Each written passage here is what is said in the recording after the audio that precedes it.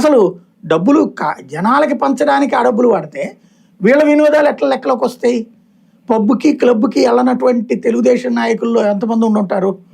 ఇప్పుడు డ్రగ్స్ లోనే పట్టుబడిన వాళ్ళు ఎవరు బేసిక్ గా అయితే? మరి వాళ్ళందరి దగ్గర డబ్బులు ఎక్కడి నుంచి వచ్చినాయి? వాళ్ళు అవినీతేనా?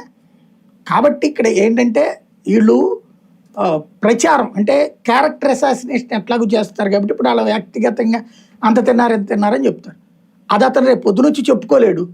అతను చెప్పుకునే టైంకి ఆల్రెడీ జరగాల్సింది జరిగిపోతుంది కదా బేసిక్ గా. అవును అవును అవును. ఇప్పుడు మిథున్ రెడ్డి చెవిరెడ్డి అయితే కనుక రెండన్స్ ఛాలెంజ్ ఇస్తారు బికాస్ పొలిటీషియన్స్ గా వీళ్ళు అట్లాగా ఒక ప్రభుత్వంతో కొట్లాడగలిగిన స్థాయి ఆలోచన ఉంటుందా వీళ్ళకి? చెప్పలేరు కదా. కేసులు పెట్టడం ఒక స్టైలు, ఇలాగా అవినీతి మరకలు ఆరోపణలు అంటించడం మరొకటి. ఇది పార్టీకి లేదంటే జగన్మోహన్ రెడ్డికి ఒక మచ్చ అవుతుందా?